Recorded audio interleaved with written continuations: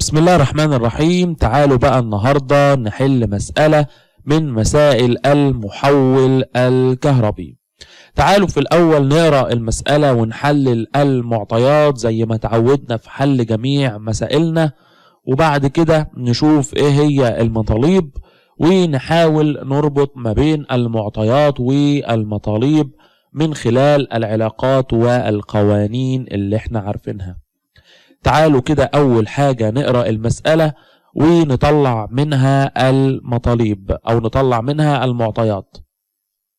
بيقول لي إذا كانت قدرة إحدى محطات التوليد هي 10⁵ كيلو وات. طيب يبقى أنا أول حاجة عندي عندي محطة توليد ومديني قدرتها ب10⁵ كيلو وات. كلام جميل جدا. وتعمل هذه المحطة على فرق جهد. ده كمان مديني على القدرة بتاعت المحطة، مديني كمان فرق جهد المحطة ب5×10⁵ فولت. يبقى أول حاجة أنا عندي محطة توليد وعندي قدرة محطة التوليد ده، وعندي فرق الجهد بتاع محطة التوليد ده. تمام. بيقول لي فإذا أردنا نقل طاقة كهربية من هذه المحطة، عاوز أنقل طاقة كهربية من المحطة اللي عندي ده إلى أماكن الاستهلاك. كلام جميل. تبعد عنها بمقدار 1000 كيلو وات.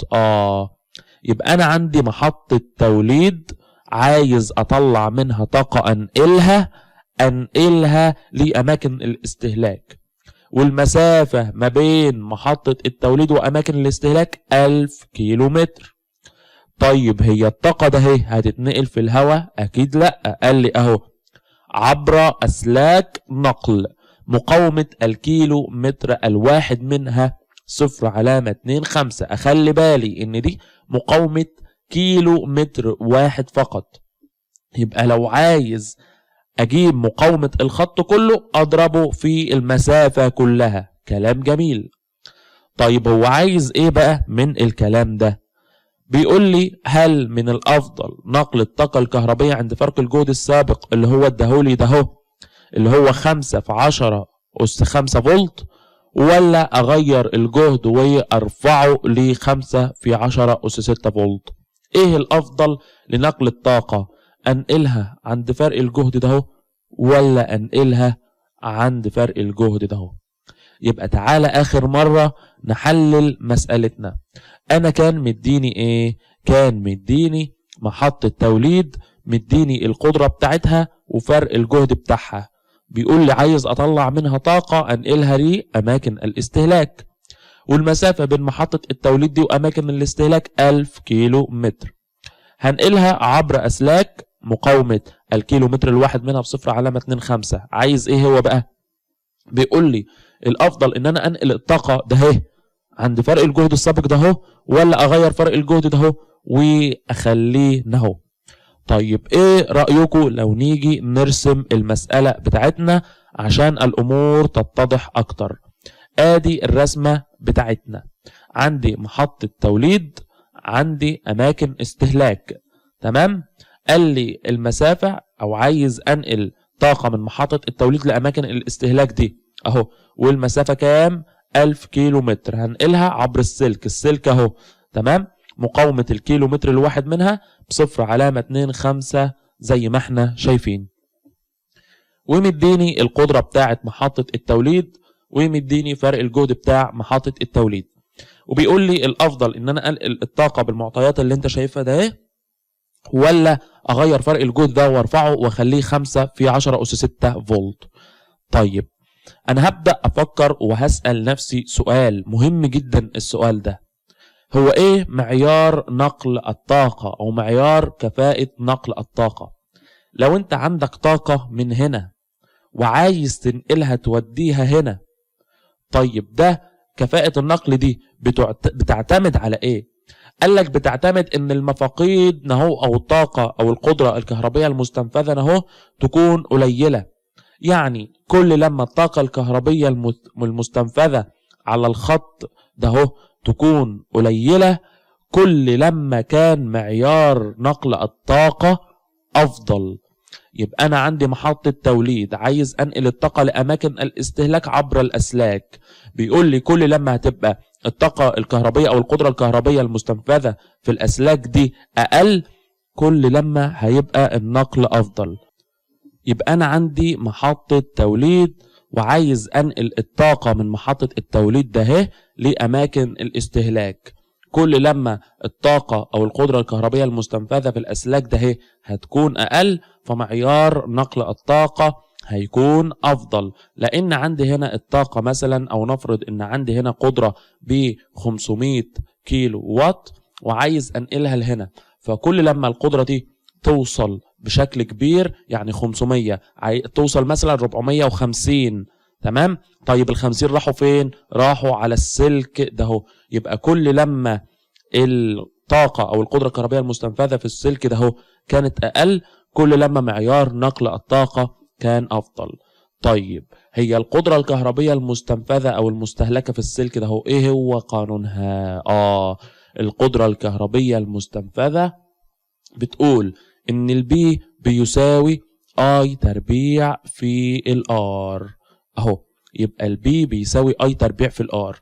يبقى أنا أحسب القدرة المستنفذة في السلك ده أهو لما كان فرق الجهد ب5 في 10 أس 5 فولت، واحسب برضو القدرة الكهربية المستنفذة في السلك ده أهو لما أغير فرق الجهد وأخليه 5 في 10 أس 6 فولت.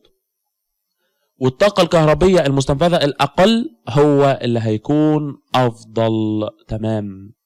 طيب تعالى في الحالة الأولى بالمعطيات اللي عندنا ده احسب القدرة الكهربية المستنفذة. القدرة الكهربية المستنفذة البي بيساوي I تربيع في الآر. طيب يبقى أنا عايز الآي تربيع وعايز كمان أحسب الآر. طيب أجيب الآر إزاي؟ قال لك الآر اوعى تكتب إن هي 0.25 بس، لا، ده 0.25 دي مقاومة الكيلومتر الواحد. يبقى أنت تضربها في عدد الكيلومترات أو في المسافة اللي عندك، وتضرب كمان في 2 عشان تكون دايرة مغلقة. يبقى أنا عندي الآر المقاومة الكلية بيساوي مقاومة كل 1 كيلومتر في عدد الكيلومترات اللي عندي في 2، هتطلع عندي ب 500 اوم. يبقى انا جبت الار، فاضل لي ايه؟ فاضل لي الاي.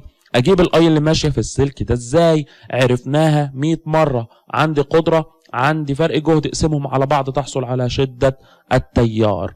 يبقى الاي بيساوي بي على الفي اللي عندي ده اهي، يبقى هيساوي 200 امبير. البي اللي انا عايزها اي تربيع جبته خلاص ب 200، يبقى 200 تربيع في الار ب 500، هحصل على 2 في 10 أس 7، وطالما دي قدرة يبقى بالوات. وما انساش ان انا البي كانت 10 أس 5 كيلو وات، ضربتها في 10 أس 3 عشان احولها من كيلو وات الى وات. كلام جميل جدا. طيب نيجي بقى للحالة الثانية، وهي ان انا اغير فرق الجهد ده اهو واخليه 5 في 10 أس 6 فولت، واحسب برضو القدرة الكهربية المستنفذة. طيب في الاول القدرة الكهربية المستنفذة بتساوي I تربيع في الار. انا عايز اجيب الار. طيب الار هيبقى برضو مقاومة الكيلومتر الواحد في عدد الكيلومترات في 2، هتطلع ب 500. طب عايز اجيب الاي بيساوي بي على الفي. البي هي اللي هنا، بس الفي اختلفت، هي الفي الجديدة بتاعت الحالة التانية اللي هو طلبها، اللي هي 5 في 10 أس 6 فولت. يبقى شدة التيار طلعت عندي بكام؟ ب 20 امبير. اجيب الطاقة او القدرة الكهربائية المستنفذة، هتبقى البي بيساوي اي تربيع، يبقى 20 تربيع في الار ب 500، هيطلع عندي ب 2 في 10 أس 5 واط. ابدأ بقى اقارن كده بعينيا. ده القدرة الكهربية المستنفذة في الحالة الثانية طلعت ب 2 في 10 أس 5 واط، اما القدرة الكهربية المستنفذة في الحالة الاولى كانت ب 2 في 10 أس 7 واط. طيب لقيت ان القدرة الكهربية المستنفذة في الحالة الثانية اقل من القدرة الكهربية المستنفذة في الحالة الاولى. تمام، يبقى معيار نقل الطاقة اكبر، قدرة كهربية مستنفذة اقل، يبقى معيار نقل الطاقة اكبر. يبقى اقول له اهو حيث ان القدرة الكهربية المستنفذة في الحالة الثانية اقل من القدرة الكهربية المستنفذة في الحالة الاولى، لذلك يفضل نقل الطاقة عند فرق جهد 5 في 10 أس 6 فولت. يبقى في النهاية كده نراجع مع بعض مسألتنا كانت عاملة ازاي وكانت بتقول ايه. كانت بتقول ان عندي محطة توليد وعندي طاقة، محطة التوليد دي بتطلع لي طاقة او بتطلع لي قدرة، تمام، طاقة كهربية. تمام، قال لي ان عايز انقل الطاقة الكهربية ده لأماكن الاستهلاك. تمام، والمسافة ما بين محطة التوليد وأماكن الاستهلاك 100 كيلو أو 1000 كيلو متر، وعايز أنقل الطاقة عبر أسلاك توصيل أهو زي ما احنا شايفين. مقاومة الكيلو متر الواحد منها ب0.25. يبقى لما عاوز أجيب المقاومة الكلية للسلك ده كله يبقى أضرب مقاومة الكيلو متر الواحد في المسافة الكلية بالكيلو متر في 2 زي ما اتعودنا في الفصل الأول. تمام، مديني بقى ايه قدرة محطة التوليد ومديني كمان فرق الجهد بتاع محطة التوليد. قال لي الافضل ان انا انقل الطاقة الكهربائية بالشكل اللي قدامنا كده، تمام، ولا اغير الفي ده اهو واخليه 5 في 10 أس 6 فولت. بدأت افكر مع نفسي واقول هو ايه هو معيار نقل الطاقة الكهربية؟ امتى اقول ان الطاقة الكهربية دي منقولة بكفاءة عالية؟ رد عليا وقال لي ان الطاقة الكهربية اللي بتكون منقولة بكفاءة عالية امتى؟ لما المفاقيد اهو بتكون قليلة. يعني كل لما كانت الطاقة الكهربية او المفاقيد الطاقة الكهربائية المستنفذة او المفاقيد في السلك ده اهو قليلة، كل لما كان معيار نقل الطاقة افضل. بسيطة، يبقى انا احسب الطاقة الكهربية او القدرة الكهربية المستنفذة في السلك ده اهو مرة لما كان فرق الجهد بكده ومرة تانية لما فرق الجهد كان بكده. بدأت اقول ان القدرة الكهربية المستنفذة بتساوي اي تربيع في الار. الار خلاص جبته، الاي بيساوي ايه؟ بي على الفي، احول البي لكيلو وات من كيلو وات لوات. تمام، واحصل على الطاقة الكهربية المستنفذة او القدرة الكهربية المستنفذة، وطلعت بالوات عشان انا حولتها لوات. لو ما كنتش حولتها لوات كانت هتطلع بالكيلو وات، ولكن الافضل ان انا احول عشان ما تحصلش مشاكل في التحويلات. تمام، يبقى حسبت القدرة الكهربية المستنفذة لما كان فرق الجهد ب5 في 10 أس 5. اجي تاني واحسب الطاقة الكهربائية المستنفذة لما فرق الجهد هيبقى ب5 في 10 أس 6. نفس اللي عملته في الخطوة ده بس فرق الجهد اهو هيختلف. لقيت ان القدرة الكهربائية المستنفذة في الحالة الثانية اقل من القدرة الكهربائية المستنفذة في الحالة الثانية. يعني لما عليت فرق الجهد القدرة الكهربائية المستنفذة في السلك ده اهو بقت اقل، فمعيار نقل الطاقة بقى أفضل. يبقى أقول له حيث أن القدرة الكهربية المستنفذة في الحالة الثانية أقل من القدرة الكهربية المستنفذة في الحالة الأولى، لذلك يفضل نقل الطاقة عند فرق جهد 5 في 10 أس 6 فولت.